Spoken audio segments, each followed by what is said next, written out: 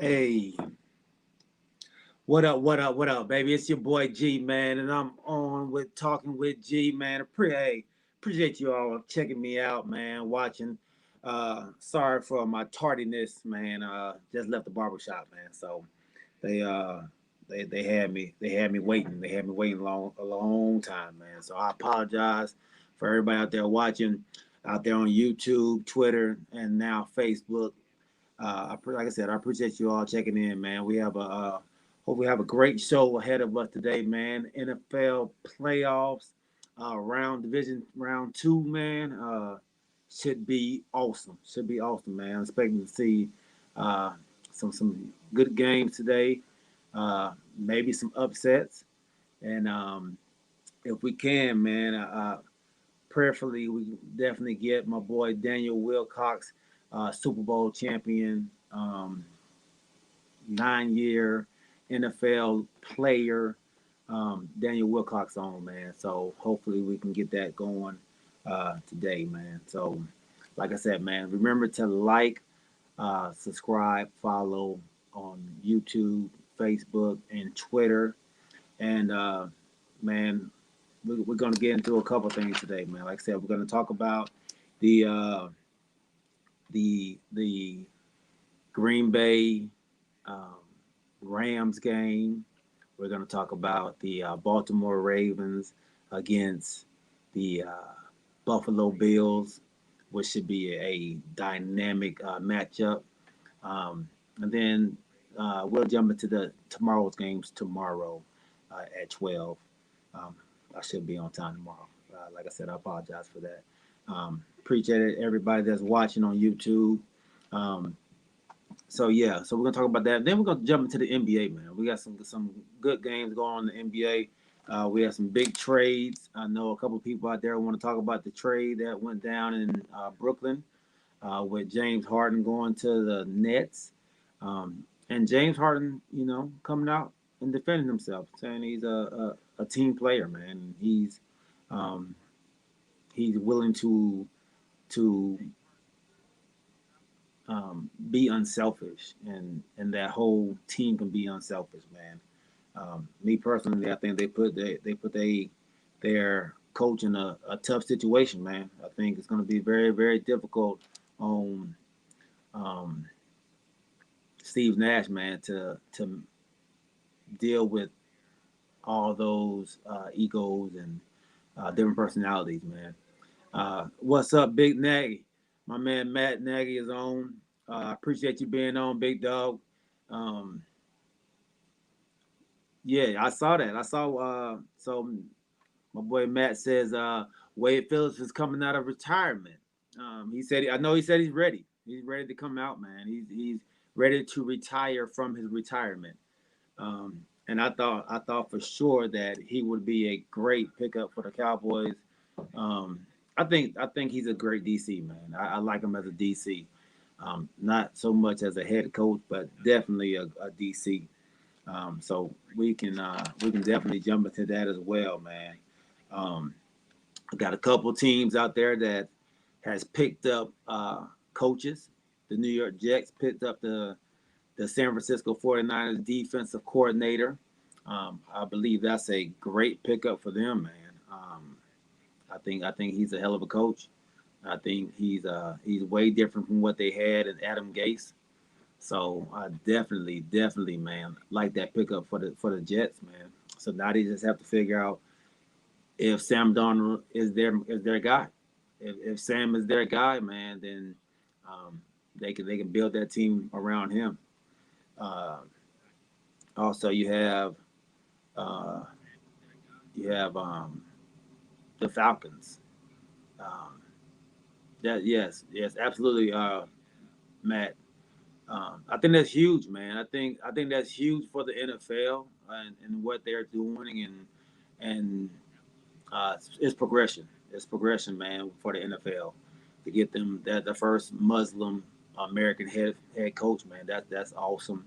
Um, so that they are moving in the right direction, man, and equality amongst all of the uh, around the league, man. So that's a huge step. That's a huge step in the right direction, man.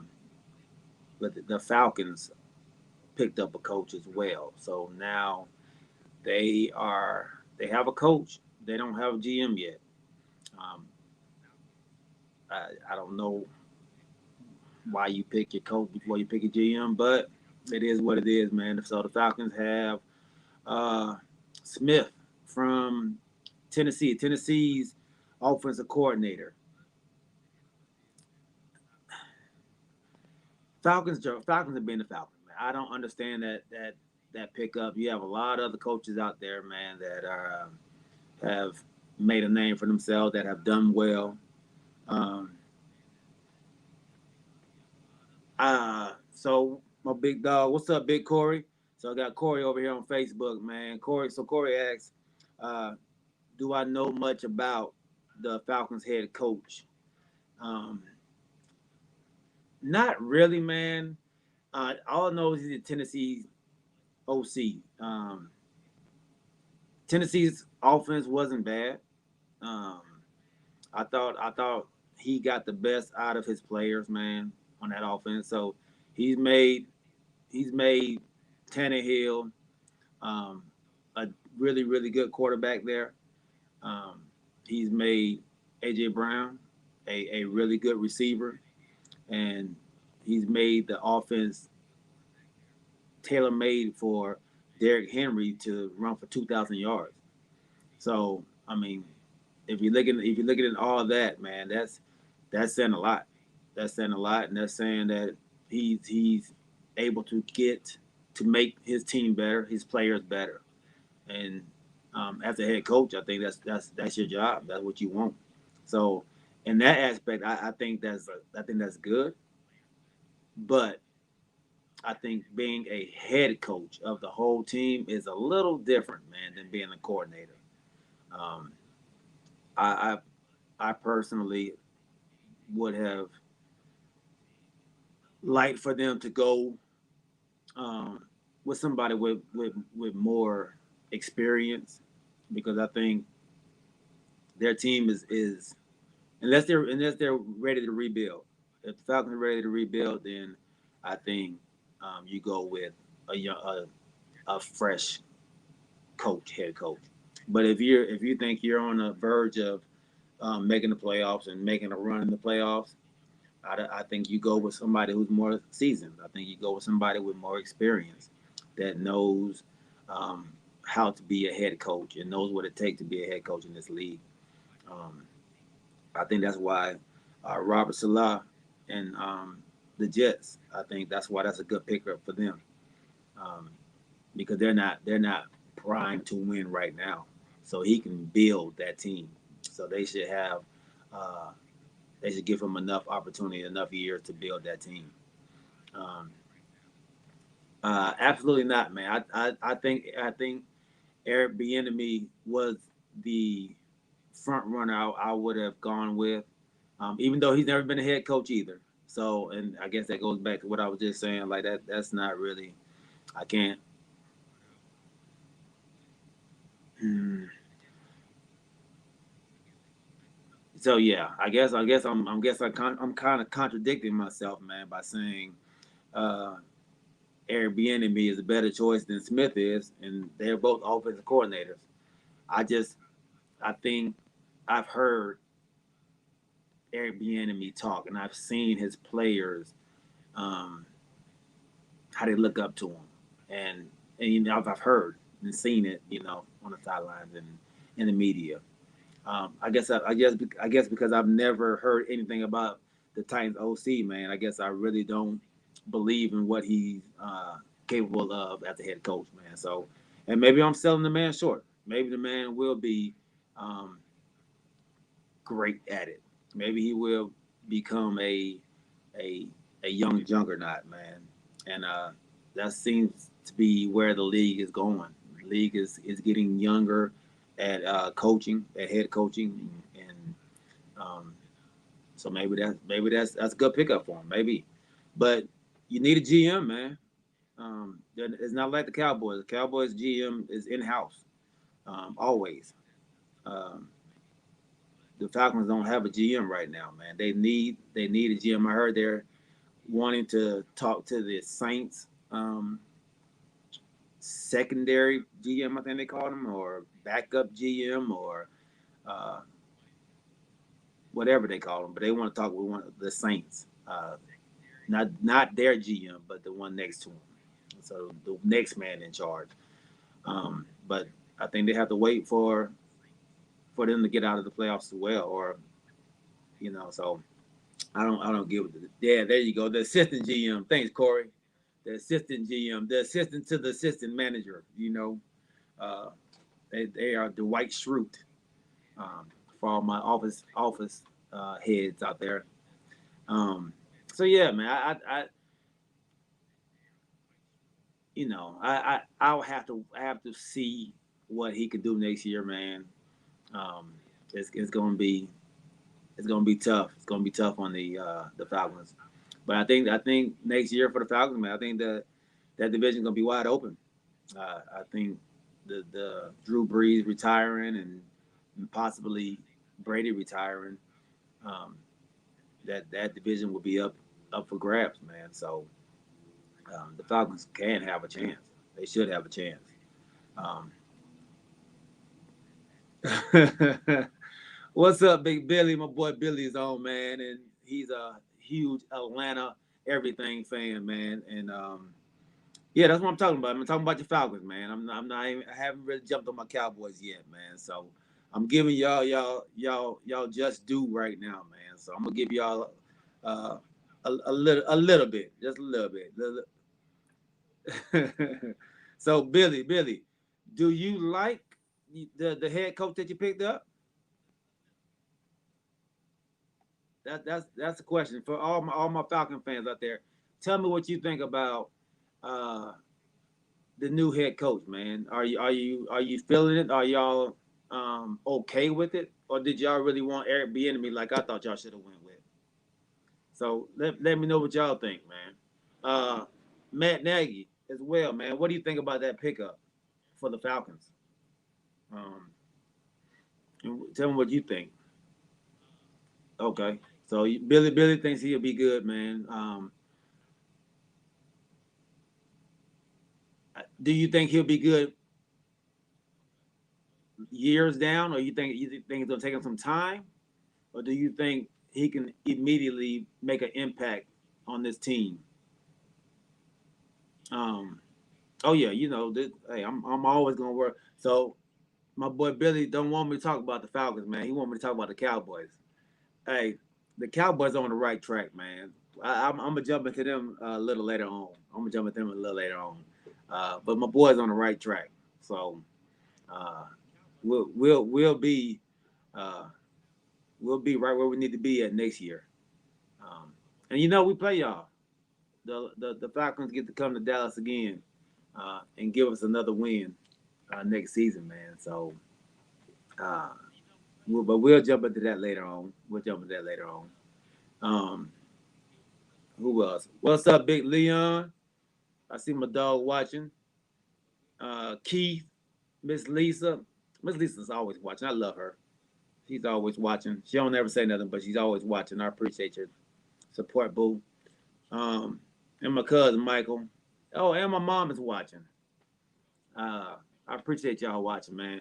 Let me see if I can get in touch with my boy Wilcox, man. See if we can get him on here too. Um, yeah, absolutely, man. I watch y'all boys, man. So uh, Billy says he definitely believes that he can come in and make an impact immediately, man. He said they gave so many games away last year. Uh, they should.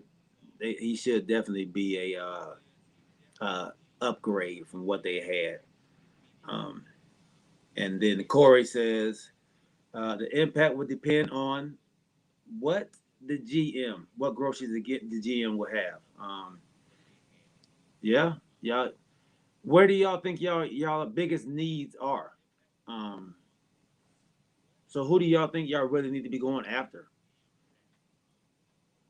I think your offense is tough. I think you need an offensive line. Um, so Billy doesn't think, he says he knows that this man is gonna be better. Um, I don't know, Billy. I don't know if I can trust you, man. I don't know if I can trust you. I think you're a homer, buddy. I think you may be a homer. Um, I think y'all need offensive linemen, man. I think y'all need to, especially if you're not getting rid of, which I don't think you will. Um, you're not gonna get rid of Matt Ryan, man. I think you gotta put some people up front for him, man. Yeah, he has to have some blocking. Um, look, it can be worse. Y'all can beat Jacksonville. It can be worse. Look, um, eh, they have teams out there that can be a lot worse, man. So, um, y'all were competitive. Y'all just got to figure out. And I think honestly, man, I think y'all need to get some dogs in there, man. Y'all have a lot of nice guys. Y'all need some more dogs. Um, I think that's why y'all are losing them games at the end. Y'all don't have anybody that want it. They don't have them dogs that want to win. Um, you get a couple dogs in there that will not allow you to lose. I think y'all will be all right, big dog. Definitely think y'all will be all right. Um, so uh, so those are the two teams, man, that picked up some players. Um, so Matt Nagy over here on YouTube, he said he's not a big fan of Dallas's head coach. Um, and I have to disagree with you on that, Matt. Man, I think I think people don't understand how hard it is to win a Super Bowl in this league, man. Um, he won one with Aaron. I think it's extremely hard to win uh, a Super Bowl. Look at Drew Brees with the Saints, and Sean Payton is a hell of a hell of a coach, and he has won. Um, uh, I think he can get the best out of Dak, man. I was telling somebody the other day, man, that I think he gets the best out of all of his quarterbacks. I thought he got the best out of Brett. I thought he got the best out of Aaron. Um, well, not maybe not the best out of Aaron, but he did take Aaron up, but now Aaron is at a whole nother level right now. Aaron has has gotten better, and I will say that he has gotten better since my boy has gone, since McCarthy has left. So I can actually agree with you on that right there. Um, but I think he's gonna get a lot out of Dak, man. I think he's gonna take Dak to another level, Matt. I don't think he's conservative. I don't think he's um, I think he's a go get it, man. I think he's a and I think that's been a lot of issues this year with the with some of the fans, man. They thought that he was just over the top with his gambling, but shit, personally, I like it, man. I thought we went from one extreme to the next with Garrett being super conservative. Um, to me, Matt McCarthy is nothing but a aggressive play caller, man. Nothing but an aggressive. As many times he's gone for forward on fourth down, as many times he's uh, done trick plays, and I'm okay with him. Uh huh. Yeah, yeah, yeah, yeah. Uh, I agree with you on that. So Matt says when McCarthy left, the Packers coach let Rodgers call plays and have more power, and I definitely agree with that, man. I think at the level that Aaron Rodgers was, I think he earned that. He earned that respect. That Troy Aikman, that Tom Brady, Drew Brees type effect, man, to allow them to call plays. I mean, I think Tony Romo was the same way. Once they start figuring out the defenses, man, and you can see that they understand what's going on, I think you get to sit back and let your coach, let your quarterback, your star, do that. I think the same thing's going on with Pat Mahomes. You let Pat do what he does when he get out on the field, man. You don't really have to do a whole lot of play calling. You can make adjustments, but the you let your stars be your stars, man. And I think um, that's what Aaron Rodgers coach is doing right now. And I think he'll get Dak to that spot as well. I think he'll get Dak to that spot. Um, so Billy, you said do I think he can get back to form? Um, what are we talking about? Matt Ryan? I know we are talking about Matt Ryan earlier. You talking about Matt? Um, if we're talking about Matt Ryan, I do. I still think Matt Ryan has it, man. I don't think he's lost his arm, man. I think Matt Ryan gets a little happy feet in the pocket, but that's still because he doesn't have anybody to block for him. Um, his offensive line is suspect, man. So I think he definitely needs that protection. But I think any quarterback needs that protection. Tom Brady is the same way. You start putting pressure on Tom, man, and he's gonna get happy feet as well, and you're gonna get a lot of balls in the ground. So I definitely I don't think Matt's lost it, man. He's not a mobile quarterback. He's not gonna run out the pocket. He's never been that type of quarterback. But you put pieces in front of him to keep him upright. I think you got at least 2 or 3 more years in Matt, man. So I'm definitely I'm not on the bandwagon like a lot of other fans are for the Falcons, man, who ready to get rid of him. Um, the Cowboys quarterback, Dak. Yeah, that's what my boy Matt was just talking about. I definitely think Dak is gonna be back stronger and better than he was last year. Uh, and he was on pace last year, man, to have a career year. Um, I think his accuracy has gotten better. His arm strength seems like it's gotten better. Um, and now I think he has a coach that is willing to um, push him. Um, Jason Garrett. Jason Garrett is a hell of a coach. He's a great motivator. Um, he's just not good in game. So I definitely believe McCarthy is definitely gonna. Um,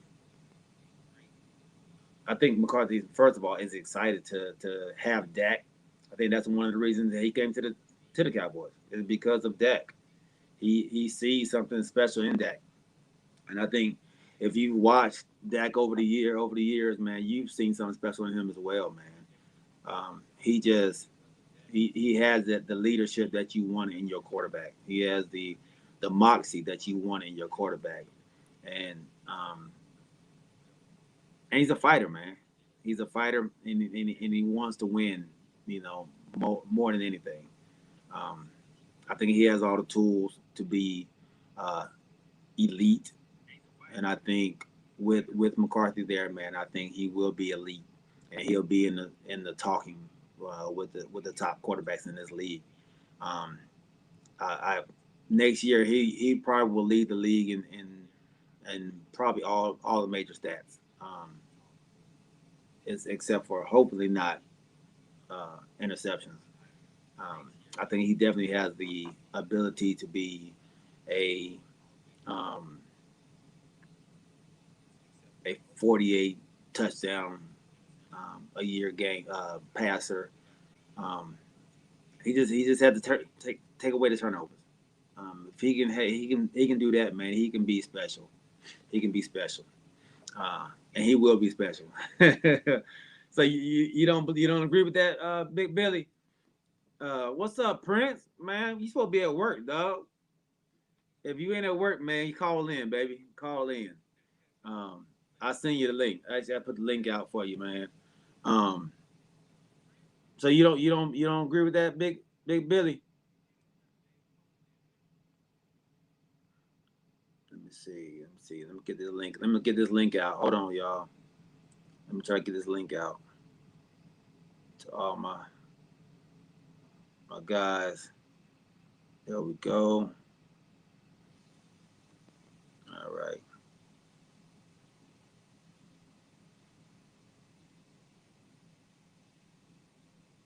There we go.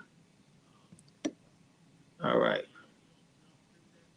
All right. Now I put the link out on YouTube. I put the link out on Facebook as well, man. So um, for all my listeners, all everybody that's watching, if you would like to come on the show, man, it's I put the link out there for you to be able to chime in, if you don't mind being seen. Uh, we have about 10 fans watching each week, man. So if you're willing to sit there and watch and come on, you're not too afraid to come on with me, man. Jump on, jump on. Um, so let's jump into these games today, man. Uh, some good games. You have the Green Bay Packers, and you have the Los Angeles Rams, who, in my opinion, man, surprised a lot of people last week by beating Seattle. Um, I picked Seattle to win. I thought Seattle was playing uh, playoff football. I thought they had figured something out, and that Rams defense, man, came in and just showed out. They uh, they were dominant, dominant. Um, I appreciate that, Big Mike. Hey, man, I miss you on the show right now. My co-host Mike Prince, man, couldn't be here right. So I'm missing my dog, man. He always comes with the heat. So, but he will be here tomorrow for the show. So tune in tomorrow at 12. Um, don't miss out on that show, man. We got some great stuff for tomorrow as well. Um, so yeah, back the Rams, man. The Rams defense is tough. Um, so like I said, they shocked everybody last week by beating Seattle. I don't think any of us picked Seattle to lose last week, but now they're going against um, maybe the MVP of the league, and Aaron Rodgers, arrested Aaron Rodgers, and with the uh, number one, I guess, the number one receiver in the league right now, and Devontae Adams. Um, so this is strength against strength.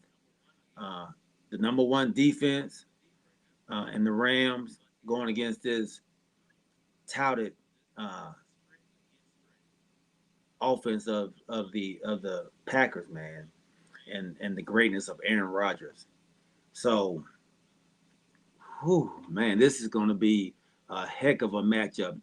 Devontae Adams, Jalen Ramsey, um, Aaron Donald against that offensive line.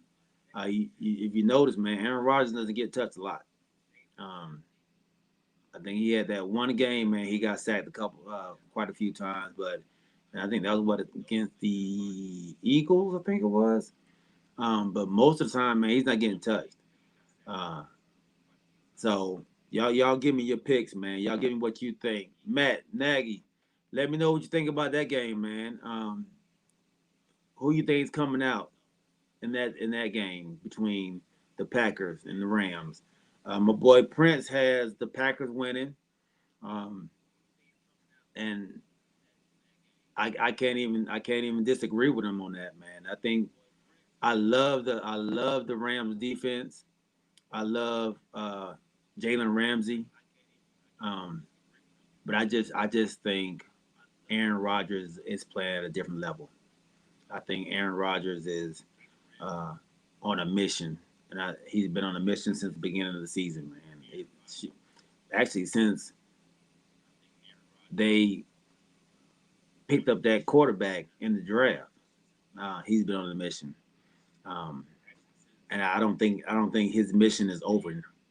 I think he's not going home today, man. And um, like I said, I think it's strength on strength, and I think it's weakness on weakness. I think the Rams' offense is their weakness right now, um, and the Packers' defense is not that great as well. Um, so yeah, they should be. So my boy Mike saying it should be snowing uh, in Green Bay, and if anybody has watched the Green Bay play, man, that doesn't bother them. They don't have a problem playing in the snow. They don't have a problem throwing the ball in the snow. Um, and playing in the snow always works better for the offense than it does for the defense.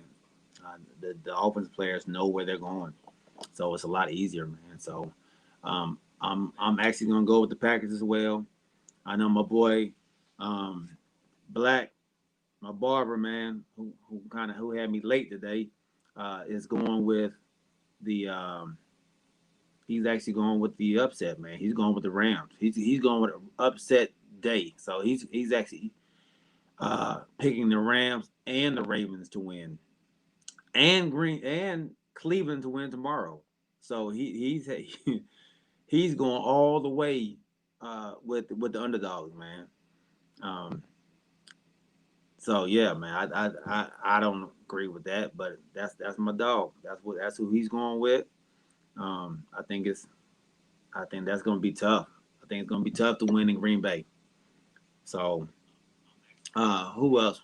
So we also have my guys, the Buffalo Bills, man. My cousin's team.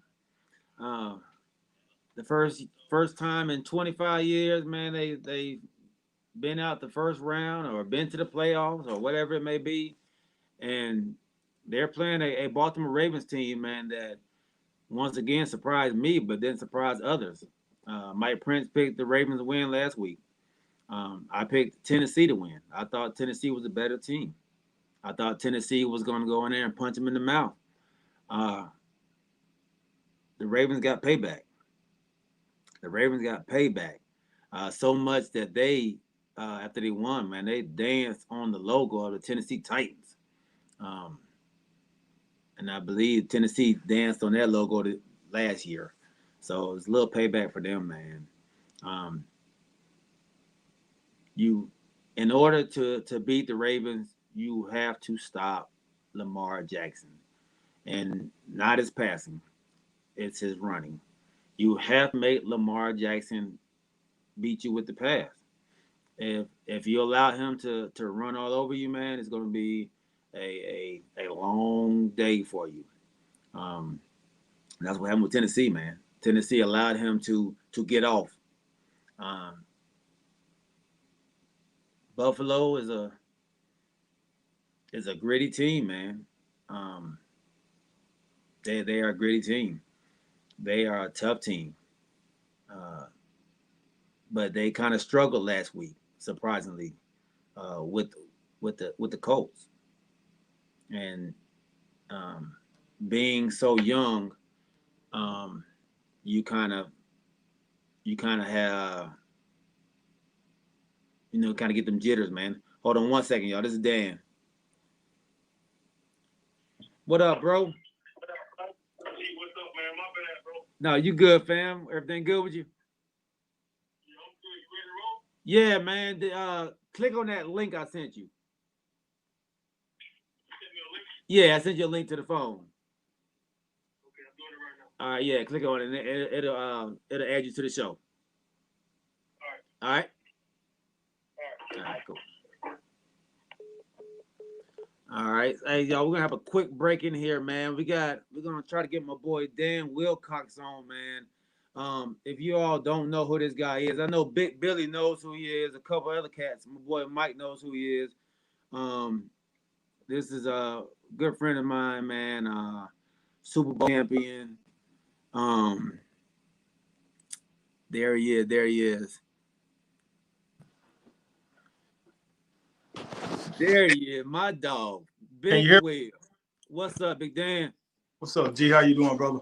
Man, I'm doing well, bro. I'm doing well, man. Let me introduce you to the show, man. Um, this is a guy, man, that I've been knowing for a while. Um, Super Bowl champion, like I said before, man. Uh, Appalachian State alumnus, um, 9-year NFL career, businessman, entrepreneur, uh, and just one of the nicest, coolest cats, man, you ever meet, man. Daniel Wilcox, man, welcome to the show, bro. G, thanks for having me, my man. Thanks for having me, bro. I really appreciate you bringing me on, man. And I'm happy that you're doing this, dog. Keep up Man, the great work. I appreciate you, bro. I appreciate you, man. So first, man, how you been holding up in this pandemic, bro? Man, I've been working nonstop. It's just like playing football for me, man. It don't ours the show must go on. So Yeah. actually the pandemic actually helped my business. I build houses and do home renovations and remodels. Mm-hmm. So during the pandemic, I guess people were sitting at home looking at old stuff that they've been saying they wanted to do for years, and they've been calling us left and right, man. I got like 13 projects going on right now. Oh, 13. That's awesome. That's awesome. Yeah. Yeah. That's Yeah. awesome, Thanks, G. man. That is awesome. Yeah. So, man, so you're from Atlanta, from Georgia, Decatur, right? Peace up, Uh, A-Town down. yes, Decatur, sir. West Yes, Greater. sir. Yes, sir. Yes, sir. So we're gonna talk about the early days, man. So how was it growing up, man? And were you highly recruited out of high school? I kind of was, back then we didn't have huddle, we didn't have all the technology the kids have now to be seen by schools. But Mm-hmm. I mean, I was getting letters from Miami, from USC, Southern Cal, University of North Carolina, UGA, Clemson. I mean, I got all the big schools recruiting me and stuff like that. I ended up taking Mm-hmm. 3 recruiting visits. Okay. Went to Georgia Tech, went to UGA, and I went to Clemson. And then I kind of shut everything down after I went to Georgia. Georgia was my 3rd visit. And Okay. I fell in love with UGA, committed to the University of Georgia. And then found out I wasn't eligible through the NCAA because I didn't have enough foreign language requirements to Oh, get into okay. the NCAA eligibility center. So I ended up Okay. having to go to JUCO route, and that's when I found out about Georgia Military. They took me with ease, gave me a full partial scholarship. I call it a full partial because Mm-hmm. that's all you can get in JUCO is the Google. highest level is getting like a partial scholarship, and then of course your financial aid and Pell Grant pays for the rest. Mm-hmm. And so I was able to get all that taken care of. JUCO did 2 years at Georgia Military, and then ended up at App State. Okay. Okay. App State, man. People don't know about App State, man. Yeah, they App do. State Yeah, they do. probably Hold has. up, G. Hold up, G. Back pedal, dog. People Okay. used to didn't know about App State. Oh, They know they about us used to now. didn't know. Yeah, I they know don't about think us they now. understand the fan base of Appalachian State.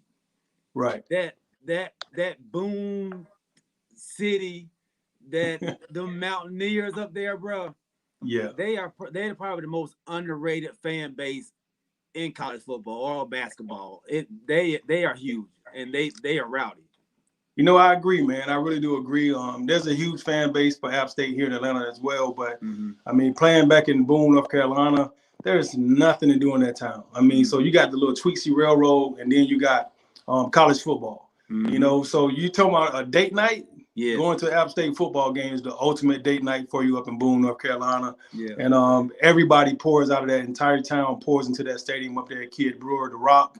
And then it's an electrifying experience, man. It's about the closest thing I've gotten on the next level. Like Baltimore, playing with the Ravens, like being inside of their stadium, M&T Bank, it Yeah. kind of resembles, a much larger version of what App State App has. State is. Yeah.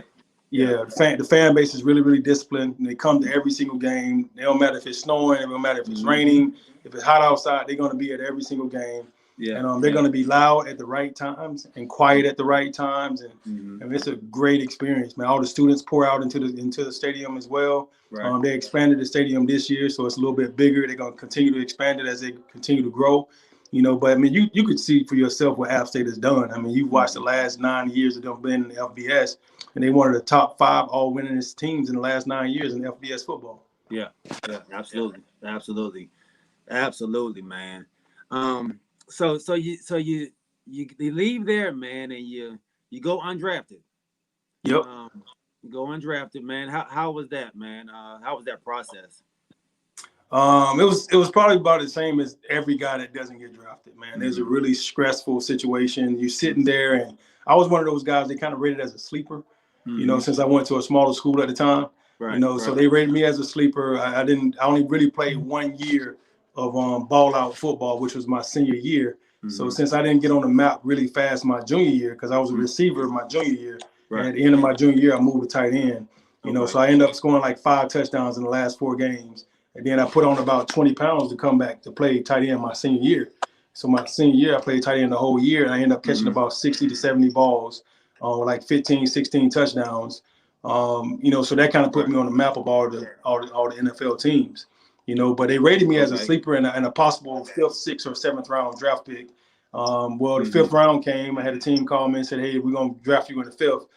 If you're still available, we're gonna get you." I was like, "Awesome." Then I got a team call me in the 6th, same thing. Team called me in the 7th, same thing. Well, it didn't happen. So your spirits get a little bit crushed because you wasn't good enough to get drafted.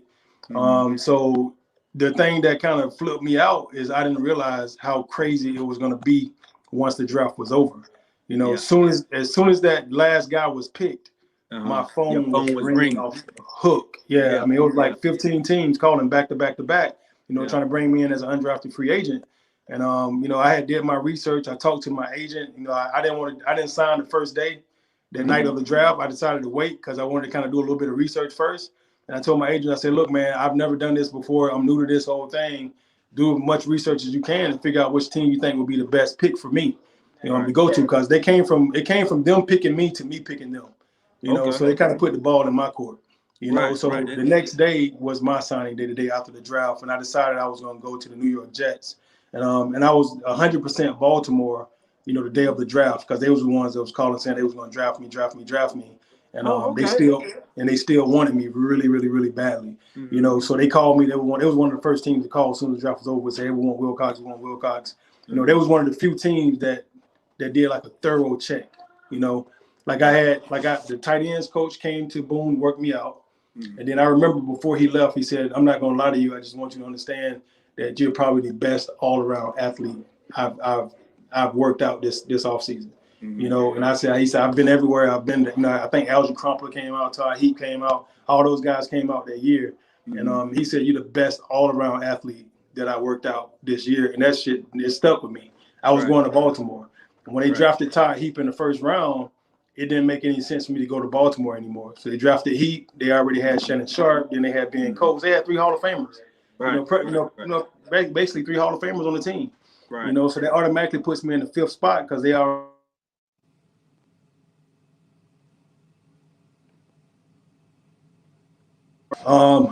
They had a couple guys that was already there, so I knew they was gonna put me in the 4th or the 5th spot. So I decided to go to the New York Jets. They had drafted Anthony Beck from Virginia Tech like the year prior to that, so he was going to his sophomore season. And then they had a guy named James Durst that was going to his 2nd season as well. He was a starting long snapper. And besides that, everything else was up for grabs. Yeah, they didn't have any tight ends like me. But you go to Baltimore, Todd Heap is kind of the same player I am. Shannon Sharp kind of the same player I am. So it didn't make sense for me to go there and try to compete with 2 guys that was already the exact same prototype as me. But in New York, they didn't have anything on their team that resembled me at all. So I figured that would give me a better opportunity to make the team. So I ended up going to the Jets. First 2 seasons, made the team, no issues at all. I got cut a couple of times, but usually they have to cut you to put you on the practice squad. And they got to cut you to put you on.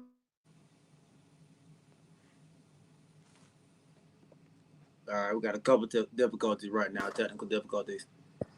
Can you see me, G? All right, now I can hear you. I can't see you right now, Big Will.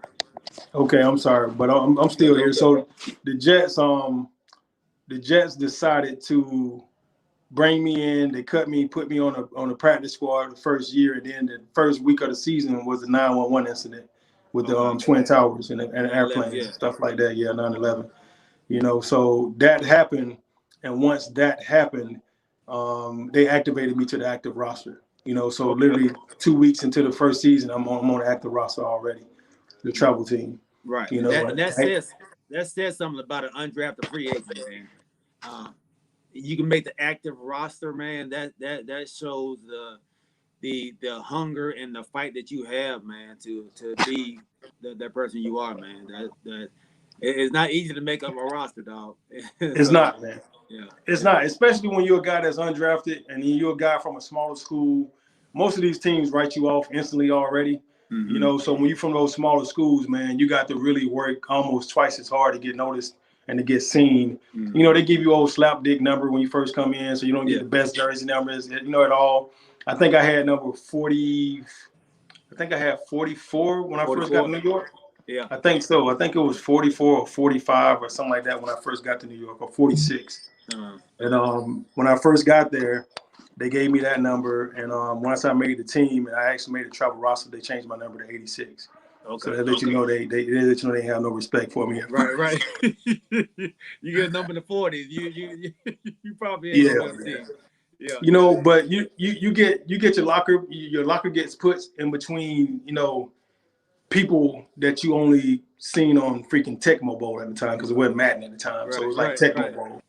So I'm sitting next to Vinny Testaverde and freaking, Curtis Martin, two possible Hall of Famers.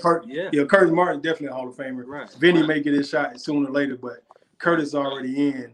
And and it's just like, I'm sitting here, man, I can't believe this mess. I'm sitting right next to Curtis Martin. Santana Moss came in as a first round pick that year with me. So Talon Man is there with me.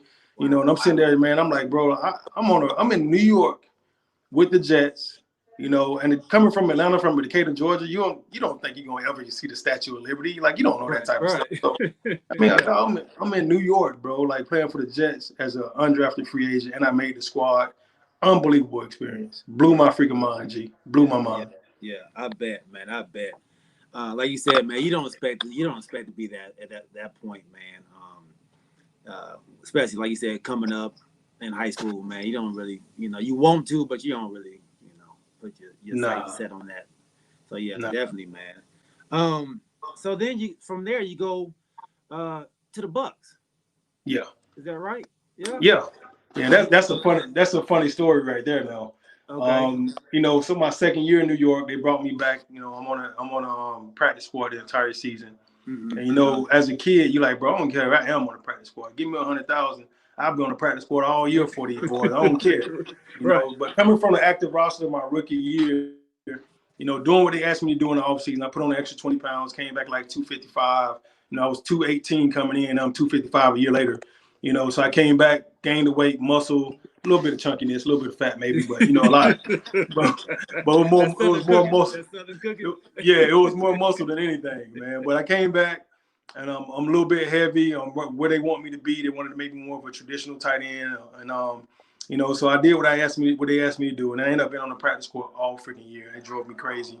I was miserable the entire second season. I wasn't happy at all. I actually contemplated thinking about quitting football. And, moving on to something else, maybe this ain't for me no more. I've never been on a bench, never had to sit down and just watch people play, never got a chance to travel to games that year, and I was miserable. I really was miserable. I wasn't happy being on the practice squad, even making $100K. And, decided to pray about it. And, like literally a week after I prayed about it, I got down on my knees and prayed. And about a week later, I got a phone call from my agent saying, hey, man, Tampa Bay just called me. They want you to be a Buck. Now, I'm on the practice squad in New York. Mm-hmm. And my agent called me saying, I'm like, so how does this work? Like, I mean, I'm with the Jets. Like, I can't just leave. He said, yeah, you can. He said, they put a ticket. They got a ticket already at the airport. They want you to be a Buck today if you're interested. And he said, look, I'm going to give you a night. Think about it. Call me first thing in the morning. Let me know. I slept on that shit. The next morning, I was like, let's do it. Yeah. I was like, I started thinking about that heat. The beach, the palm trees. It's freezing in New York. I mean, this like week 10 in New York. Like this is week 10, like halfway through the season, over halfway of the season gone. Right. I'm like, bro, it's hot in Tampa right now. I'm gonna go play with Sap and Keyshawn Johnson and all those guys, Derrick Brooks. Now in. And they was winning. They was winning at the time. We sucked. At the time in New York, and so I ended up, I told my agent I wanted to be a Buck. Let's do it.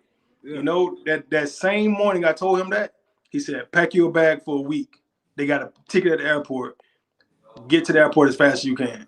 Wow. I packed my stuff. I jumped in my car, drove to the airport, paid for a week parking. I packed up clothes for a week, and I was out. But before the Jets even knew I was going to Tampa, I was already on the plane. you know.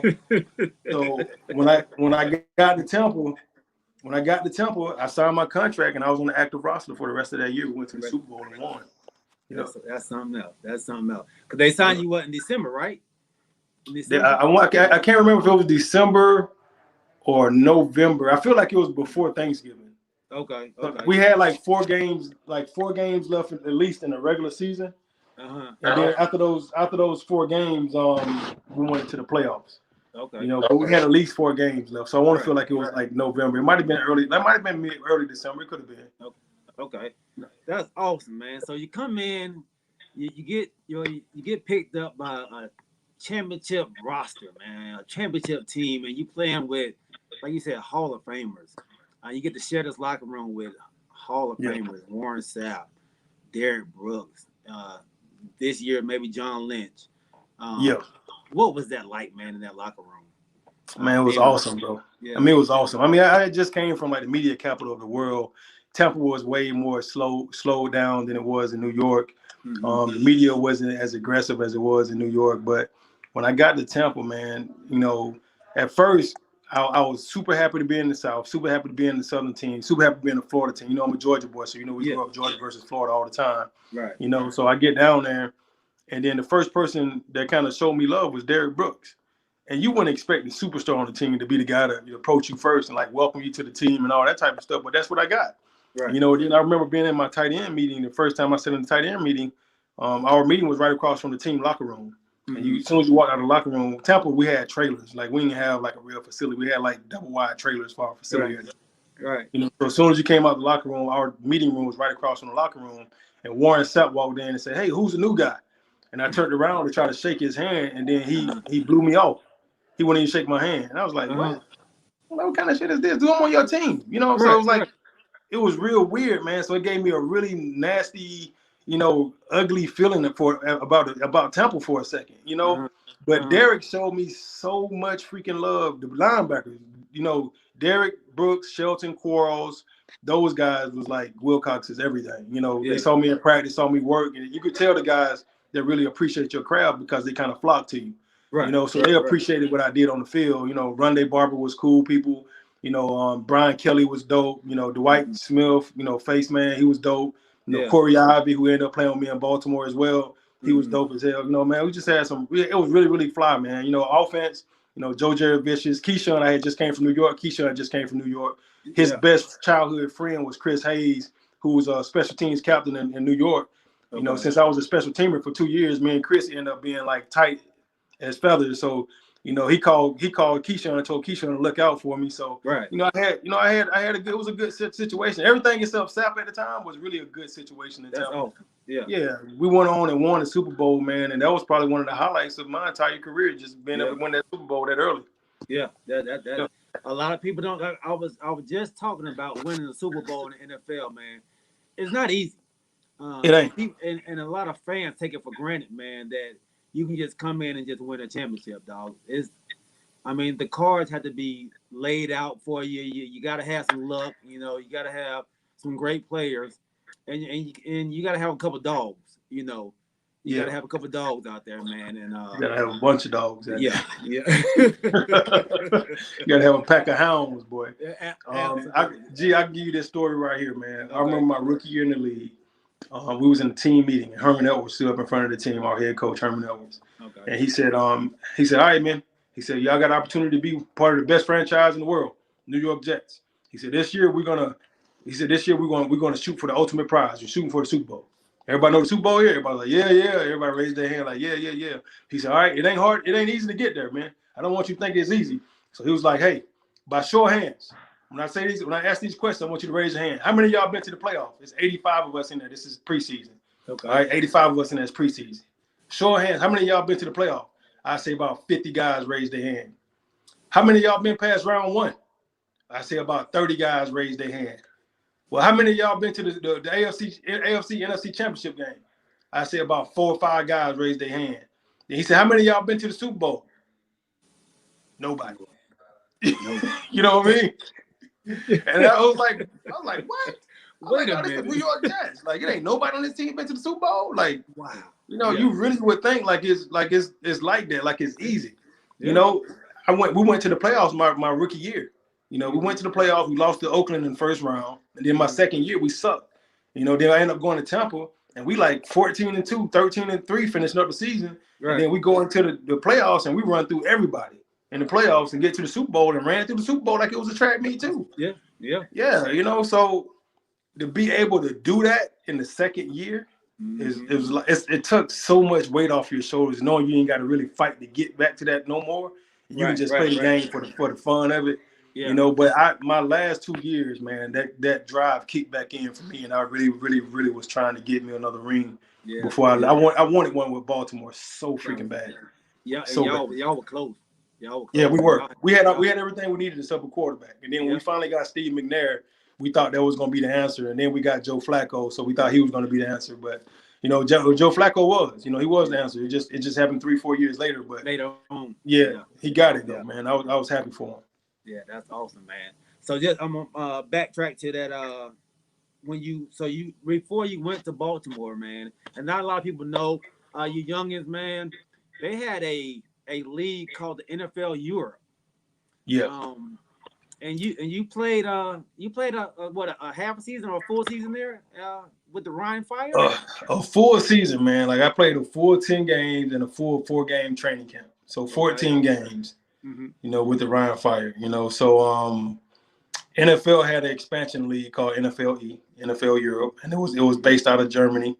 So you had teams all over there. You had Frankfurt, you had Dusseldorf, Germany. You had Ryan. I was with the Ryan Fire in Dusseldorf, Germany. My cousin Felipe was in Cologne,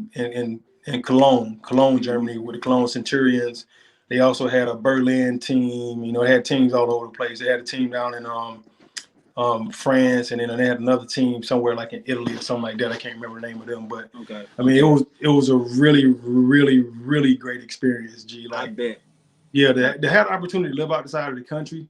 I mean, it's one thing to be able to travel, but it's another thing to live and actually have to stay there and do the things that they do on a day-to-day basis and really embrace their culture and how they live and stuff like that.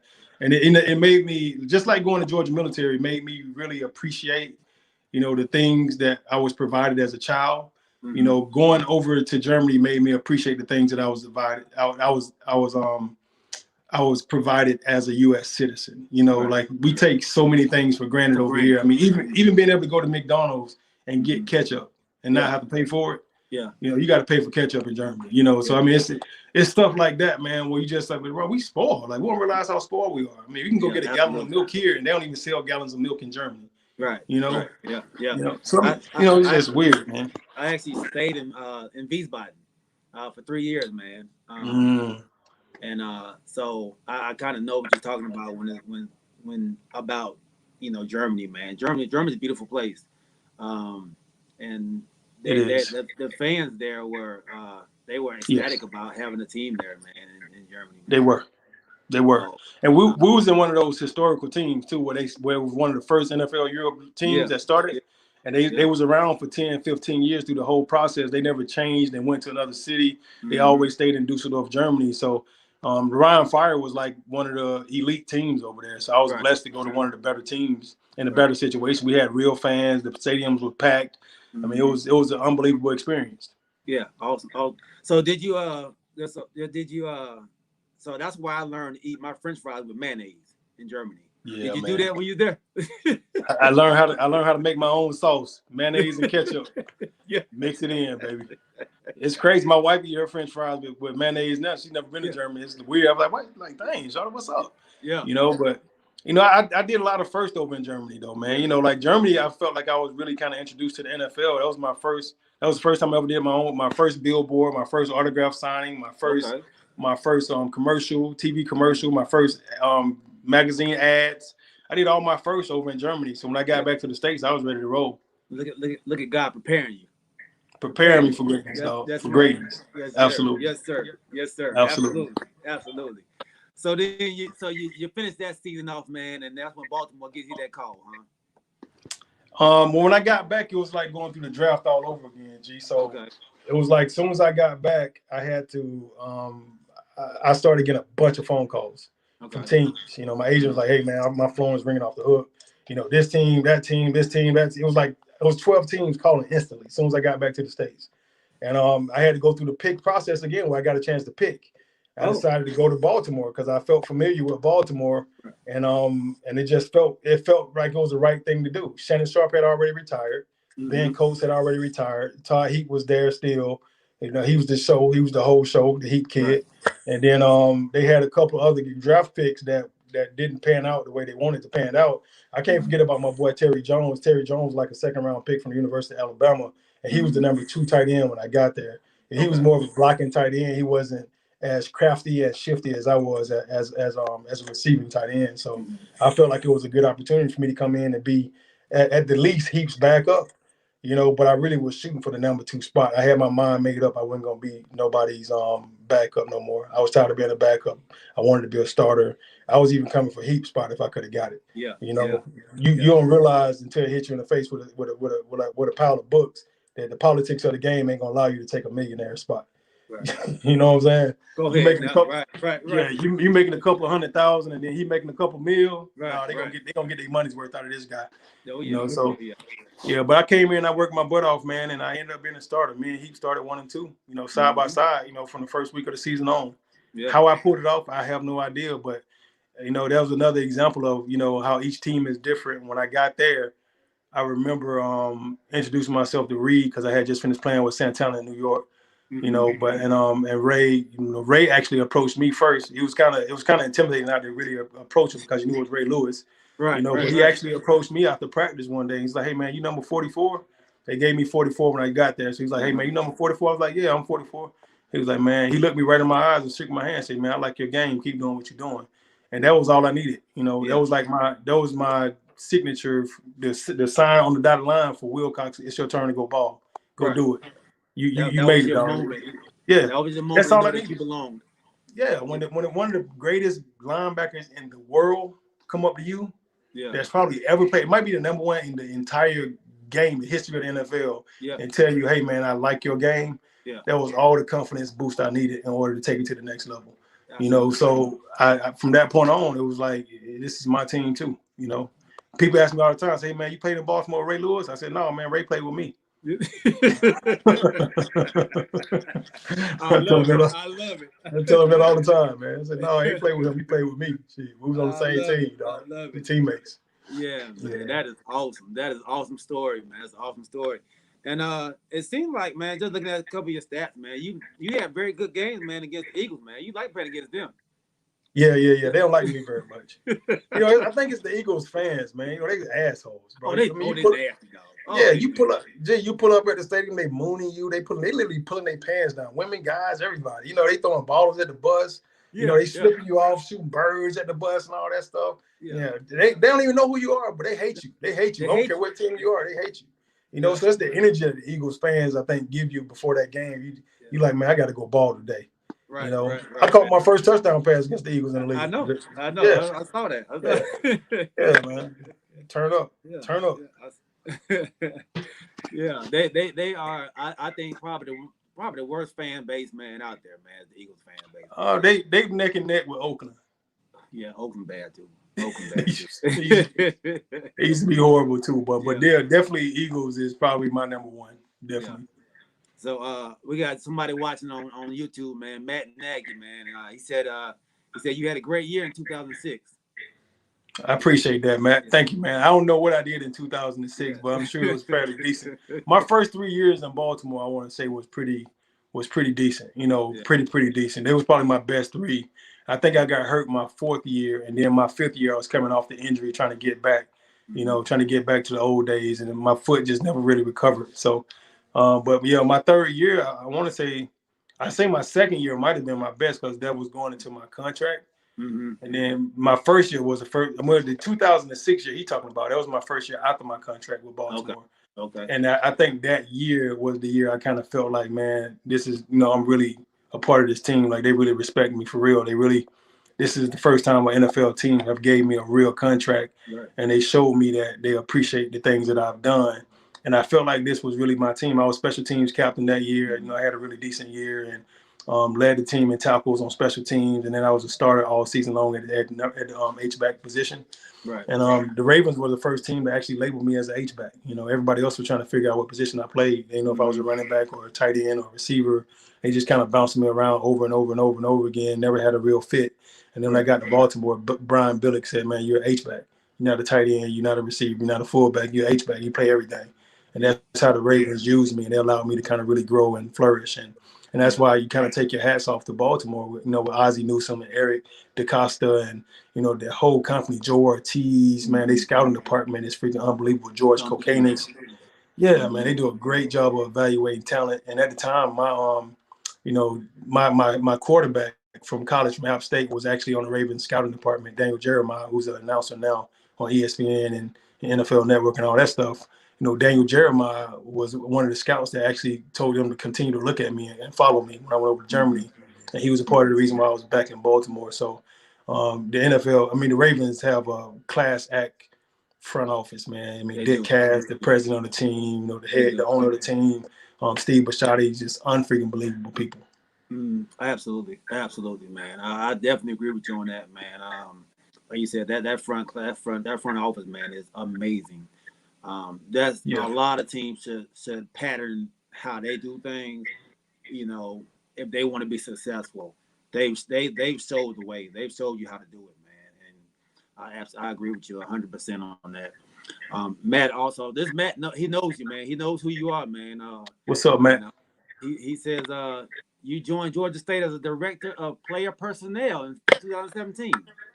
I did. I was actually coming off coaching at Georgia Military. I was coaching the cornerbacks, and I was a special teams coach at Georgia Military College. Number one JUCO in the country, by the way. Yep, that's how we do it.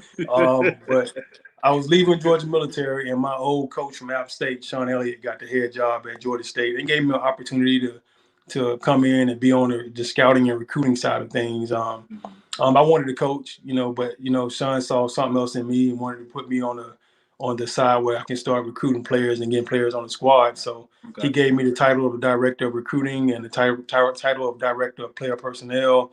I was also the NFL liaison and team mentor as well. And I had a good 2-year run at Georgia State, man. And, just kind of started to feel the politics of the game, and just everything started to kind of rub me the wrong way. It just wasn't a good fit for me in the long term. Ended up getting out of that and got back into building houses and all the stuff that I'm doing now. But I appreciate that, Matt. Thanks for following me, man. I appreciate you, bro. Yes, sir. So I'm gonna just ask you a couple questions, man, about you in the league, man. So was there anybody that you wish you would have played with? A quarterback maybe that you wish you would have had the opportunity to play with, man? I can name a lot of quarterbacks I wish I played with, boy. I'm telling you, boy. My run in Baltimore was probably one of the worst runs with quarterbacks in the history of the NFL. Yeah. But if I had a chance back then, man, if I could have chose, I would have loved to be with Peyton Manning. Peyton Manning, I thought, was class act. Tom Brady, of course, the GOAT.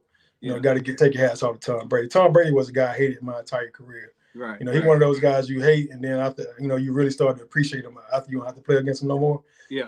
But him and Peyton Manning ended a couple of our playoff runs in Baltimore that we knew we had the team to go to the Super Bowl. And if it hadn't been for those two guys, Baltimore would probably have another 3 rings right now. Yeah. And then Michael Vick, when he first came to Atlanta, to the Falcons, man. Please. I've never had a quarterback to buy time and scramble and give you time to get open and can make plays for you to turn down field and block for him and stuff like that. Steve McNair was the closest I had to that in my entire career. If I could have played with Steve McNair longer, I would have loved to play with him longer, man. He was probably one of the most class acts I've ever been with. I got a chance to play with Cordell towards the end of end of his career. If I could have got a chance to play with Cordell early in his career too, because he was phenomenal. If somebody would have just gave him a legitimate chance to just be Cordell, on the NFL level. And Drew Brees, man. Shit. Drew Brees, please. I've always admired Drew Brees, as an athlete, as a quarterback and and what he does with the ball in his hand. I always thought he was a phenomenal talent. You could right now you can kind of toss your daggone name in the hat. I'll take Lamar Jackson in a heartbeat in Baltimore. Yeah. You know, Pat Mahomes would be super excited to play with him. You know how he feeds the ball to the tight ends. Lamar dishes the ball to the tight ends probably about as better than anybody does. Anybody. Right now. Mm-hmm. Yeah, That's you make the me guy. priority, I'm all in. Yeah. I promise you, I'll get you 60, 70, 80 catches a year. Easy. Yeah. Yeah, throw me the rock. Absolutely. Yeah. Another one, man. So what was that? Did you ever have that one hit, man, that you was like, okay, I'm in the NFL now? Or who was it by? Shit, every day. It's every day at practice, but the hardest I've ever been hit, man, in NFL was actually at practice. Oh, really? And it was Bart Scott, you know. And Bart hit me like, you know how Chris Tucker got hit on rush hour? He said, man, which one of y'all hit me? And he know who hit me. That's how Bart hit me. I was like, bro, what was that? You know, like, I mean, he knocked my chin strap loose, my mouthpiece fell out my mouth, you know, my ear pad popped out the inside of my pad. I was like, what the heck? And we wasn't even in full pads, G. We was in freaking shell. We was in helmet, shoulder pads, and shorts. So I wasn't really expecting to get hit like that. So I think that's what made it worse. And I was at fullback at the time. I brought my ass up the middle, you know, tiptoeing up the middle like I was in the block for Jamal Lewis. Yeah. And Bart hit me so freaking hard, man. I went to Bart, man, after practice. I said, dude, I'm going to tell you right now, if you ever hit me like that again, I'm going to whoop your ass. After practice, dog, we fight. It's me and you. I promise you, we fight. He was like, my bad, Willie, my bad, man. You know, he was in his feelings that day about something. Somebody pissed him off. I don't know if it was his wife's star or whatever, but he was in his feelings that day, bro. He hit me so daggone hard, but he needed to let off some steam, man. You know, football is the only sport that you can hit somebody legally and not go to jail. He should have went to jail for hitting my ass that day. Yeah, I'd have filed charges. I'd have pressed charges on Bart. What you say? I got to call somebody on this one, dog. Like, boy, I'm telling you, I'd have pressed charges on him, G. He hit me so daggone hard, man. And then he got the nickname that year, the Mad Backer. That's the year he started balling. And so he ended up getting a nickname called the Mad Backer because he was always angry all the time. That is funny. That's good. Yeah. That's good stuff there. That's good stuff. Absolutely. So one more thing, man. You I'm gonna dig into your personal life just a little bit, man. And okay. I know this personally. You got married, man. Inside the Raven Stadium. Yeah. Now, people don't do this, man. This is the first I've ever heard or seen this, man. Right. How did that come about? Well, I think it was all God, man. You know, we really wanted to get married in the church. And, you know, when you're a Baltimore Raven, people think all Ravens are filthy rich, like Ray and Ed and all those guys. And, of course, I wasn't making the big bucks in Baltimore. I was a blue-collar guy, you know. So my wife found this beautiful, beautiful church downtown Baltimore. And she said that's where I wanted to get married at. So we went and looked at the church. And when she started talking to the people, they told her how much it was going to cost for us to rent the church out to get married. And it was this astronomical price. And we was like, what? This is a church. Y'all supposed to charge people this much for a freaking? Right. But they knew she was getting married to a Raven, and they saw opportunity to fill that collection plate.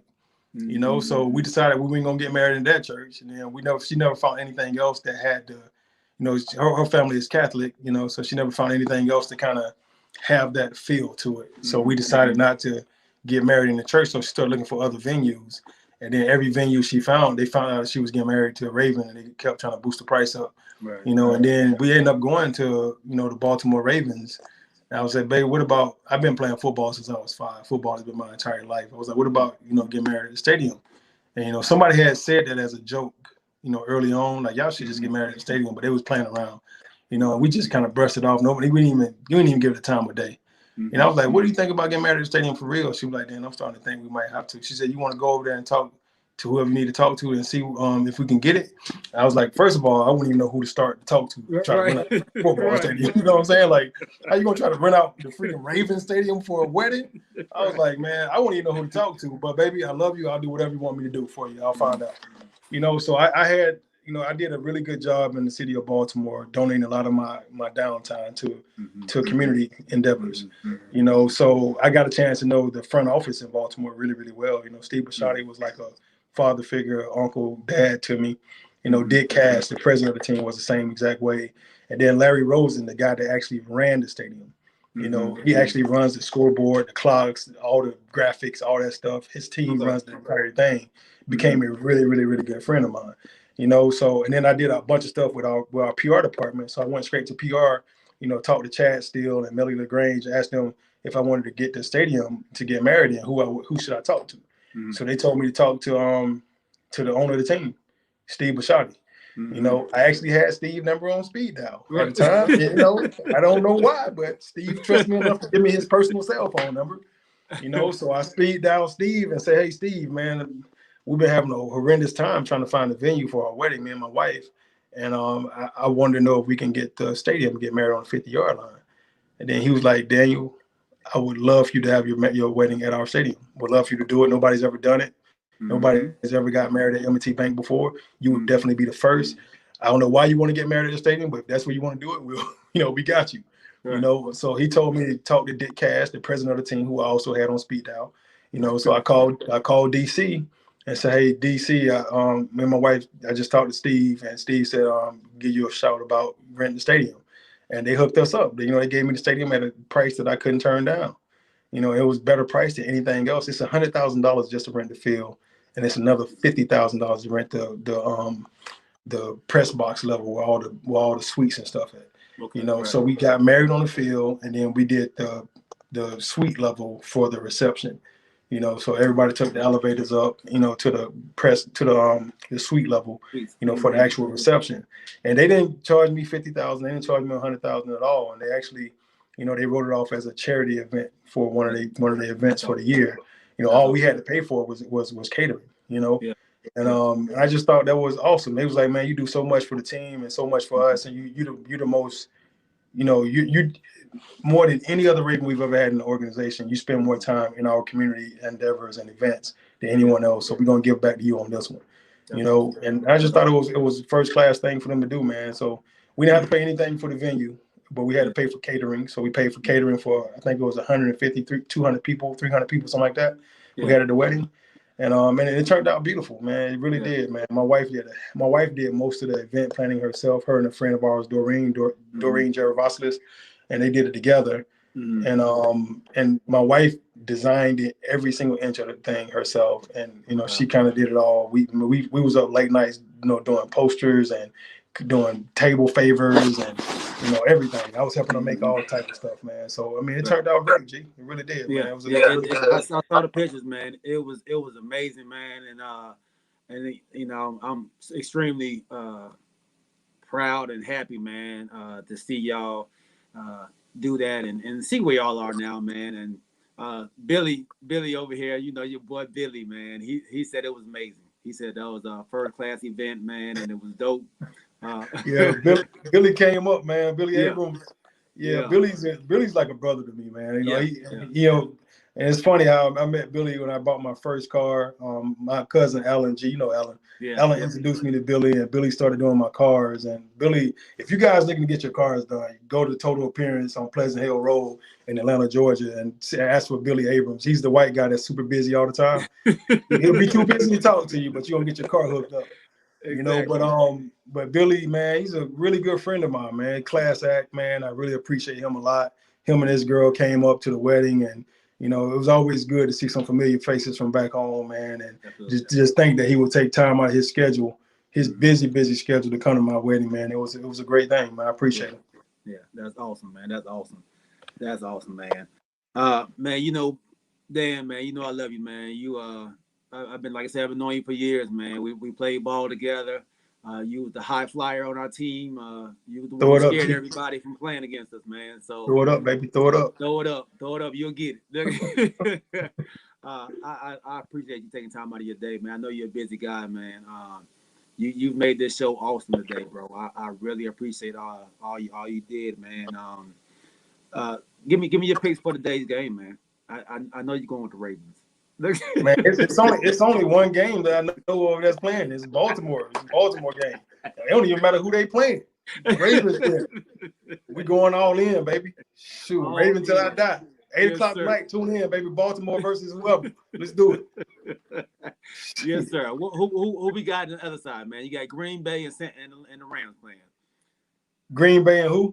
And the Rams. Los Angeles Rams. Man, look. See, I don't get involved in this stuff like other people do. So I keep it 100. Okay. A good Okay. friend of mine is a special team coach with the Rams. Okay. I'm going with the Rams. That's the only reason why I'm going to the Rams. Okay. I ain't picking them because they got nicer uniforms and nothing like that. Got a nicer stadium and it's cold as hell in Green Bay and it's warm in LA. You know, I'm not doing that. You're doing all that. My boy, my quarterback that was my roommate, my rookie in the league with New York Jets, Torrey Woodbury. He's an assistant special teams coach with the Rams. So I'm shooting with them. I'm shooting them today. And I rock with Aaron Rodgers, you know, heart to heart. The dude is a freaking thug out there on the field. I rock with the way he plays the game. Straight thug. Yeah. But I'm going with the LA Rams because of Torrey Woodbury and the special team coach. He's the heartbeat of that team. I don't care who it is that there, but no T Wood. They're going to get behind them and they're going to run through a brick wall for them. That's how we roll. Absolutely. And that special teams defense for that special teams for the Rams is tough. So they got to be, bro. You got to, if you want to win in this league, you got to have a great special teams. You know, you got to have a good unit, you know, so they got it. Absolutely. Who else you got, G? Who else? So tomorrow's game, man, you got Cleveland at Kansas City. All right. Pat Mahomes. Man, you already know we're going to win this game, bro. I don't know why we're having this conversation. You ain't never going to pick the Browns, are you? Ever. And my cousin played for him. You know, Felipe played for him for like 4 or 5 years. Matter of fact, I'm getting Felipe on this show too, man. Yeah, I ain't like the Browns when Felipe played for him. Yeah. I don't like the Browns now. His wife from Cleveland. I don't care. Shante, if you listening to, I don't care. Y'all going down tomorrow. Billy throwing shots, man. Billy said he's not the high flyer at the old man's league. Look. Hey, Billy, calm down. You know the knees bad, the back's bad, the hips bad. Now it ain't no more jumping for me. So no more I'm all jumped out. Only thing I'm jumping in right now is the truck with a 5-inch lift kit on it.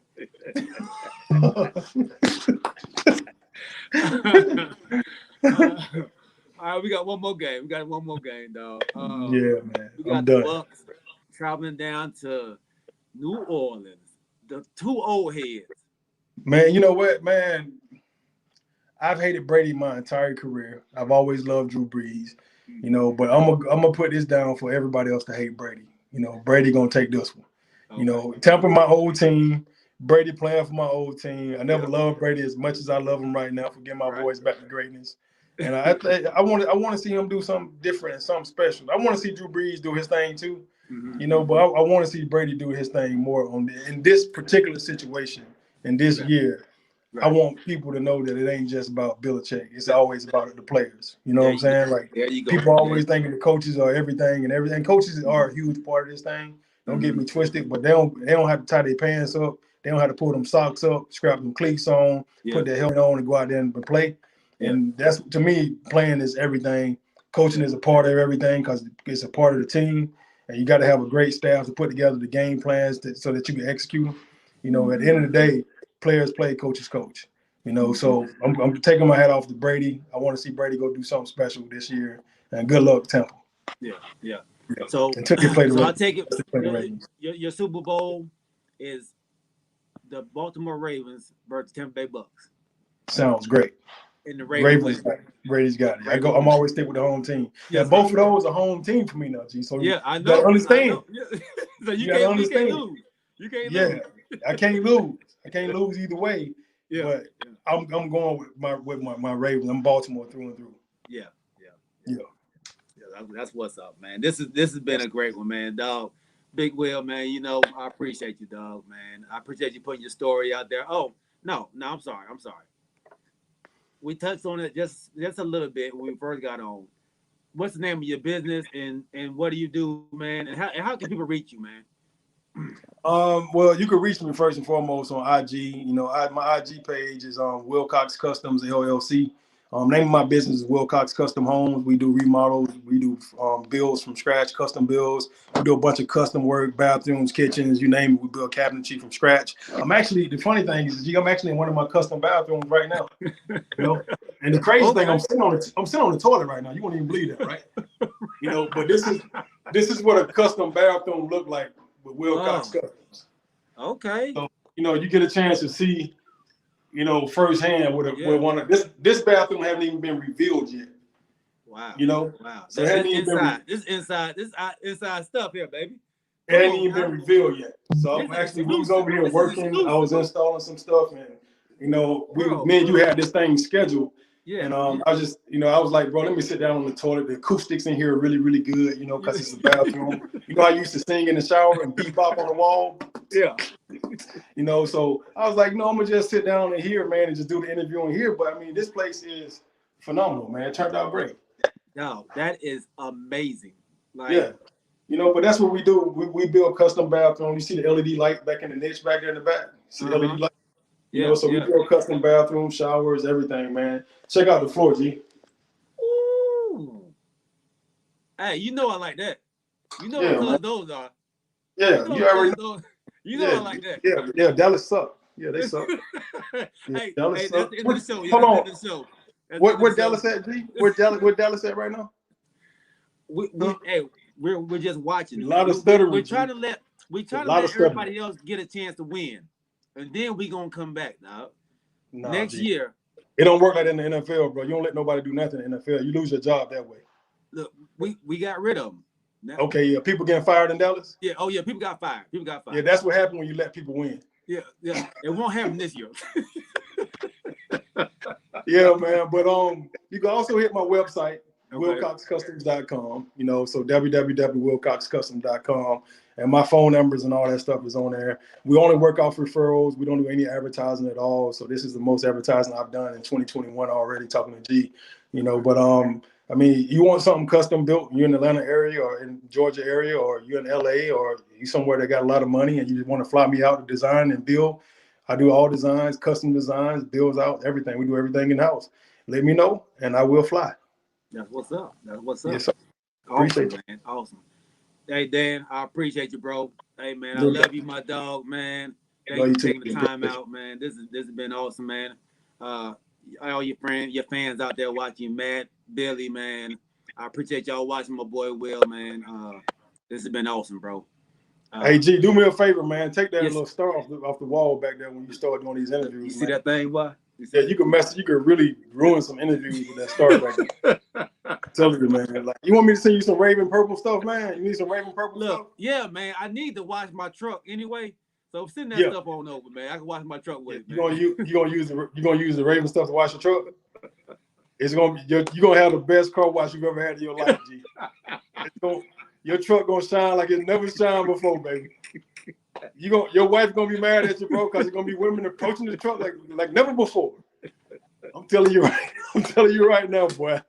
Ooh, I'm like, he got them things on that truck, but that thing looks so nice. You ain't right, dude, Dan. You ain't right, man. Hell yeah. I'm gonna flip it, bro. I'm gonna flip it. All right. I'll catch up with you later. Carlos said what's up to you, man. Carlos Edwards, man. He said what's up, Big Will. Low key. That's my point guard from Decatur, baby. Low key. Hey, that's the point guard. Ask Carlos about the Malius, G. He'll tell you. Yeah, he the point guard. Yeah, he the point guard. He throw that thing off the backboard to your boy. All right, man. I'm out. Let me get out of here. Yes, sir, bro. Appreciate you, baby. You too, dog. I don't know how to lead it. Hey, man, that was I appreciate my boy Dan coming on, man. He's a busy guy, man. He took time out of his day, man, to spend with us. Absolutely low, man. That's family there, baby. Family, man. It's great to hear the insight, man, of a NFL player, man. He gave great insight on playing in the league and just the process, man, and his faith that he had in himself, that God gave him, man, to deal with a lot of that stuff, man. It was good to be on and good to hear, man. A lot of stuff that I didn't know. So I was in awe of a lot of the things he was saying as well, man. Yeah. Wilcox was he Atlanta boy through and through, man. So he rolled with the Falcons growing up, probably. That's all right, Lo, man. You can watch it. You can rewatch it all on YouTube, man. It'll be back on YouTube later on today, and you'll be able to see it, big dog. It was a great show, man. So we went over our picks, man. So let me hear y'all picks for today. Big Low, Billy. Y'all let me know who y'all got winning the games today, man. Like I said, you got Baltimore uh, against Buffalo, the hot Buffalo team. Everybody knows Dan uh, is going with the Ravens. The Ravens through and through. Um, then we have Green Bay and the Rams. Y'all give me your choices, man. Give me your picks. Let me hear what y'all got to say, man. Matt, who you got? Who you got winning today?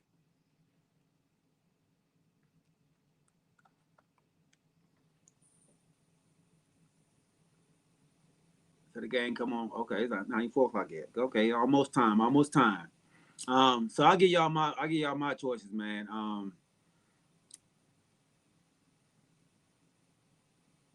I'm actually gonna go with Baltimore, man. I think my boy Daniel, man. He kind of swayed me, man. I think Buffalo's playing well, but I think the inexperience is gonna get to him. I thought the inexperience almost got him last week. I think Baltimore getting over that that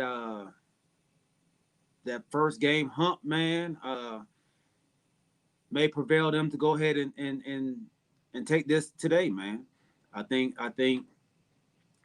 it's gonna. I think they are ready to make it to the next round, man. So I'm gonna go with Baltimore, man, for my upset pick. Um, the Rams and Green Bay. I'm gonna have to go. Um, Definitely have to go with Green Bay, man. I think Green Bay is the hot team, man. I think Green Bay has the better quarterback. Um, okay, Billy. So you don't think the Ravens gonna win? You going Buffalo? Uh, I see low going with the Bills, Green Bay, the Saints, and the Chiefs. Okay. Um, so Billy, who you got, big dog? Holla at your boy. Let me know who you got. I'm going today's game. I'm going with the Ravens and I'm going with the Packers in today's games. Um, you let me know what you got. And Matt, you let me know who you got as well. Yes, sir. In Green. Okay. Okay, Billy, you going with the Bills in Green Bay. Okay. Uh, yeah, I picked against Baltimore last week because I thought he was gonna get punched in the mouth, man. I just can't. I think like I said, I think Baltimore might have like I said, got over that hump, man. Sometimes it takes a minute to get over that first game to win that first playoff game, man. And I think they've done it, man. I think they're about to roll. I think they're about to roll, man. Uh, hey, man, my daughter is on. What's up, Gia G? Uh, this is my 19-year-old, man. She's watching the show. Hey, boo, I love you. Um, so yeah, uh, I definitely think Baltimore is going to be a matchup between Baltimore and Kansas City um, next week. Um, those are my picks, man. Uh, and then we'll go over those next week. But yeah, I'm definitely going with Baltimore, man. Like I said, Dan has swayed. He has swayed me, man. I love you too, baby. Love you too. So yeah. Um, let's y'all can keep on sending me your picks in, man, and I'll read them up on the screen. Um, if you're on YouTube, you can chat on YouTube, and I can see it as well as Twitter. If you tweet on Twitter, man, I'll be able to see it up here on the page as well, man. Facebook, keep on sending them in on the comments. Um, but I want to transition on to the NBA, man, and um, let's talk about these New York, no, the Brooklyn. I'm sorry, the Brooklyn Nets. Um, they've kind of created in their eyes a superstar team. On paper, of course, they definitely like a superstar team, man. You have um, two of the best scorers in the league, man, and James Harden and Kevin Durant, and then you have Kyrie Irving who is a guy who can play on all levels, who is pretty much unstoppable as well. Um, so you have three elite scorers on that squad. But what do you have after that? Um, I think they got rid of a lot of pieces, a lot of good pieces, man. I thought losing Levert, man, is huge. You're already without Dinwiddie for the season, and now you lose Levert, who was your best bench scorer and a defensive player. Um, and then you trade Allen, Jared Allen, man, who is definitely a good piece to your team and a good piece on the defensive side, man. He was a rim runner, um, but on the defensive side, man, he's an intimidator down there. Losing him is I think it's going to be a problem, man. I know you still have DeAndre Jordan there, um, but DeAndre, unfortunately, I think is on the tail end of his career. I think he's not. Um, I think if he gets in foul trouble, which he has a tendency to do, if he gets in foul trouble, I think that's they have nobody to fill that spot, man, and that's going to be a problem. Man. That's going to be a problem for the Nets. I think their only answer right now is just to try and outscore their opponent, and I mean by a lot. Um, I think they're not going to be a defensive team. Adding Harden to your team takes your defense down a level. It just does. Um, and now it's a lot of things with this team that's going to be that you have to worry about with the Brooklyn Nets and um, chemistry. Uh, I know that they're all saying the right things right now. They're all saying that we can all be unselfish, that we can play together, that that we really like each other and we really just want to win. Um, is it lip service right now?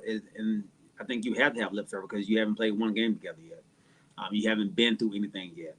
Um, is not is the how tough your team is going to be is when you go through something, and I'm not really sure um, with a young coach and Steve Nash, man, and I hate it for Steve Nash that he's been put in this situation um, because these are not just great players; these are uh, players with very very big egos, um, and then you have people like players like Kyrie um, who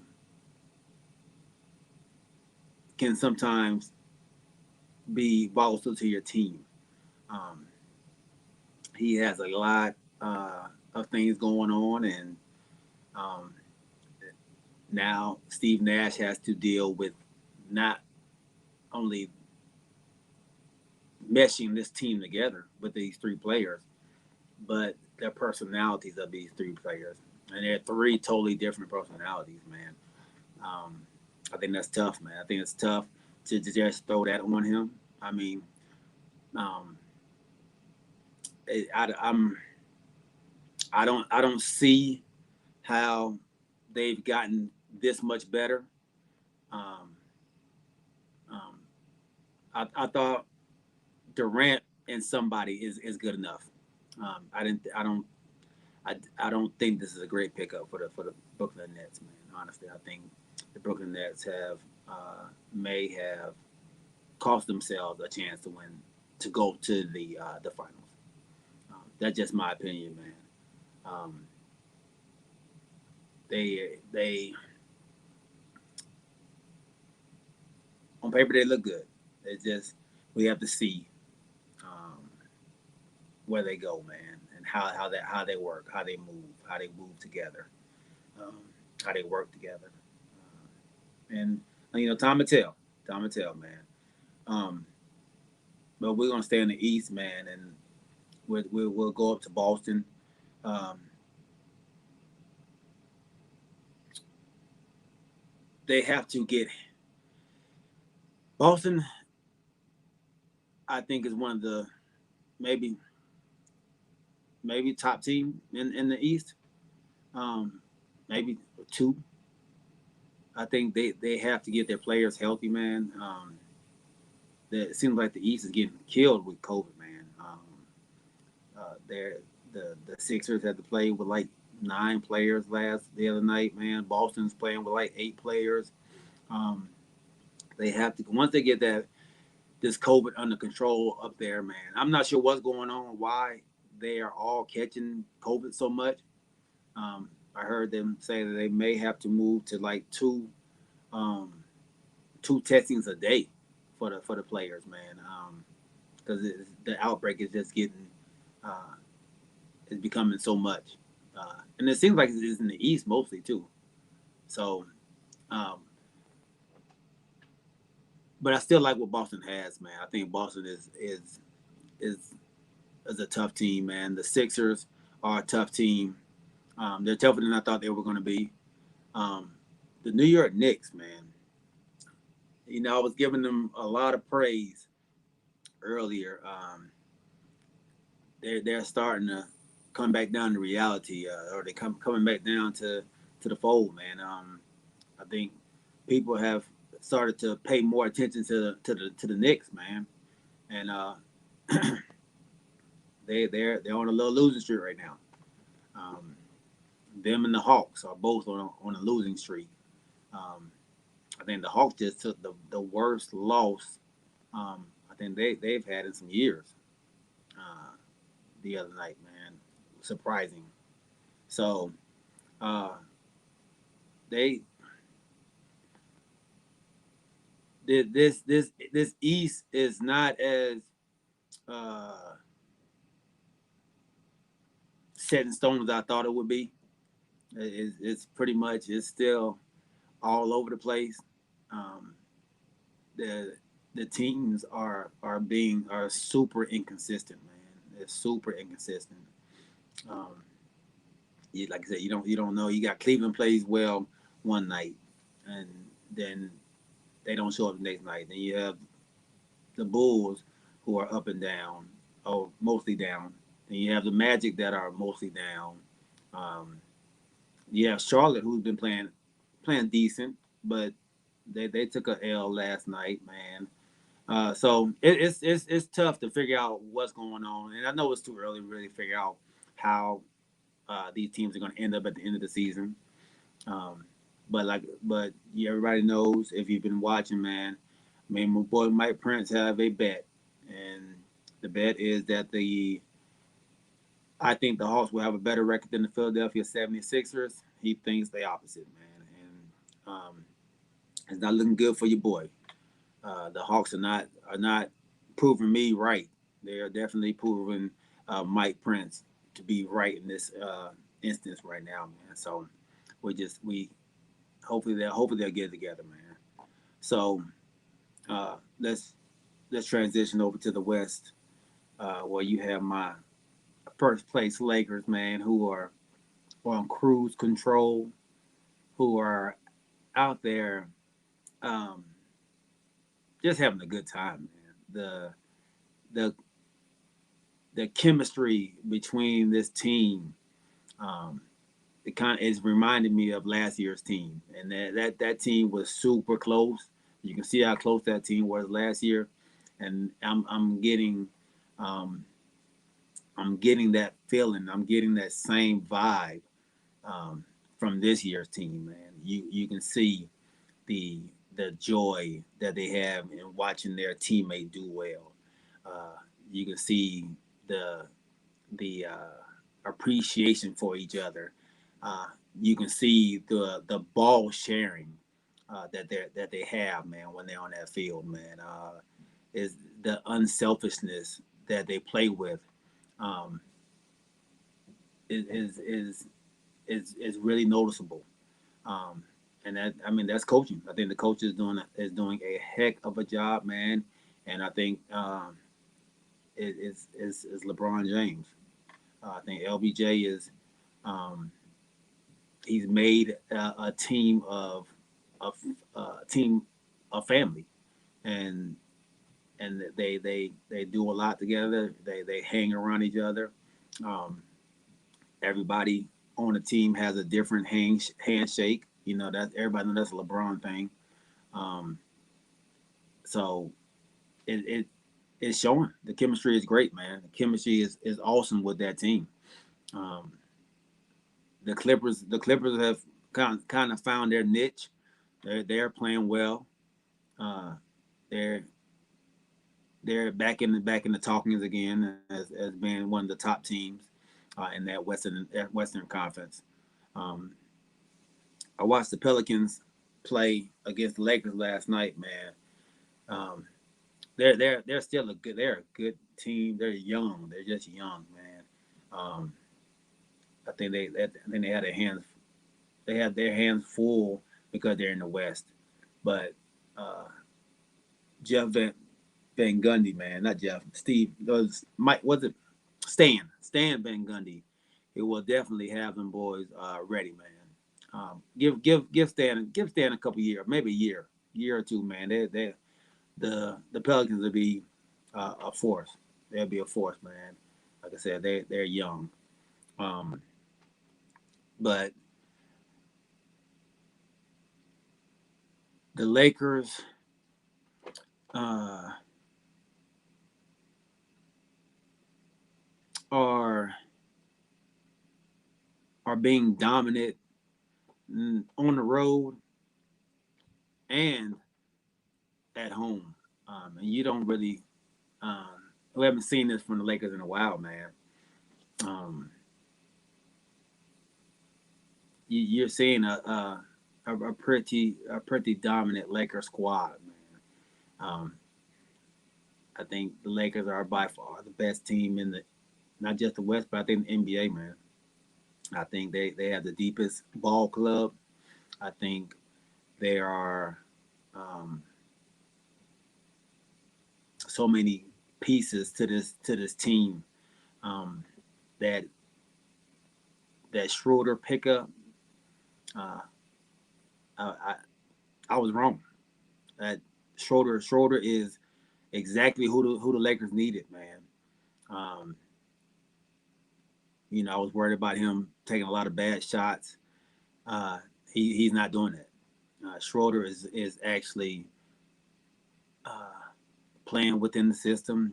He's I mean he doesn't even look like the same player to me. He looks like a different player. Um, I was kind of upset how he came in. I'm saying he wanted to start. Like I don't want to call it. I'm not coming off the bench. I'm a starter. Um, but I think that is definitely the right decision. I think he is definitely a starter. I think he is definitely a starter for this team. Um, I think for this team, I think Kuz is definitely a bench player for this team. I think Kuz is giving us what we need. I was talking to my boy Mark Small earlier today on Facebook, man, and we was talking about what he's given us and why fans are willing and ready to trade him.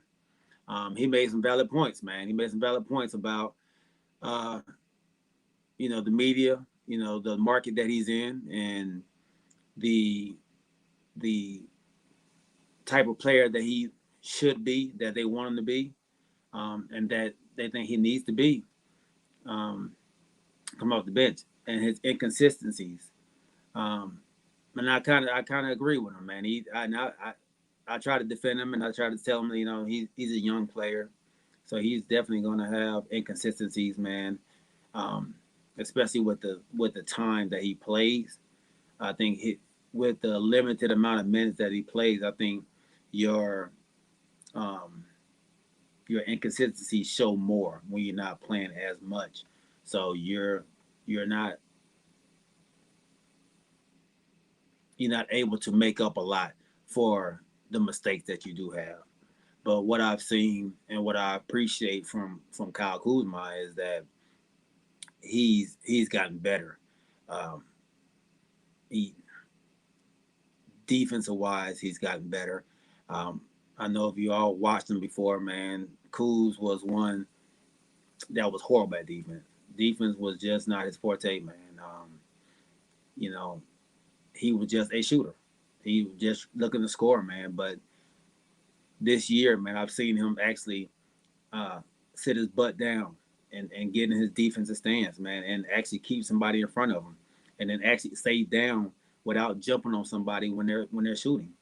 Um, I've seen him assist more than I've ever seen him. So, and his shot has become um, very, I think more consistent.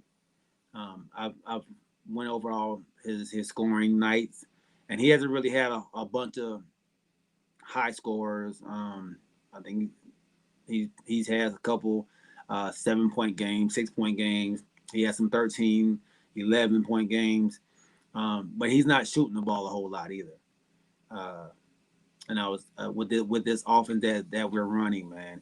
This offense is built for everybody to get a piece of the action, and I think for what we're asking of him, I think he's doing a good job.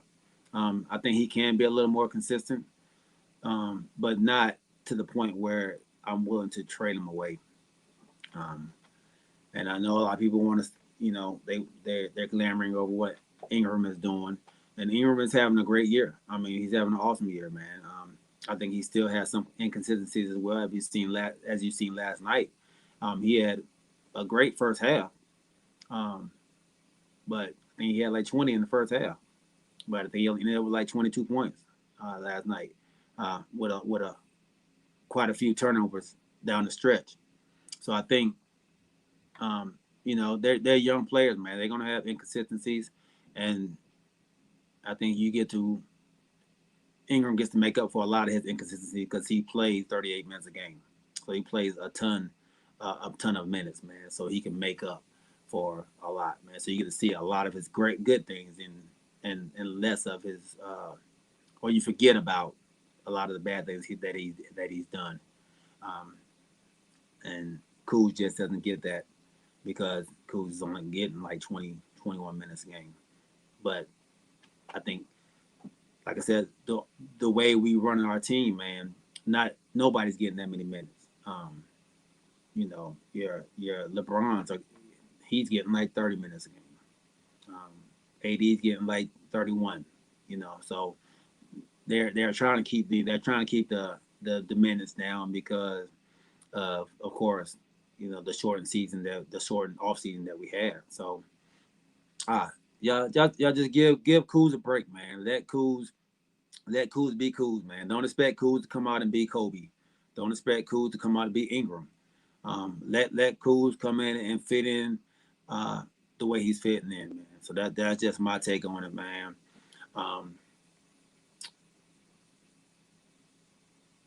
and I think Kuz will get him another ring today. Um, so, but that's where we are, man. I'm gonna have to go ahead and end this show tonight, man, and I will be back on with you all tomorrow at noon. My boy Mike Prince. Once again, man, thank you, Daniel Wilcox, bro. I love you, man. Thank you for coming on the show, bro. It was awesome to see you and talk with you, bro. Um, Felipe Claybrooks. Hey, I'm getting you on next, big dog. We gonna holler. We gonna talk it up. All right. Hey, remember to like, subscribe, follow on YouTube, Facebook, and Twitter. Uh, Comment. Let me know what you think, man. Hey, I'm out, man. I love y'all. Hey, peace.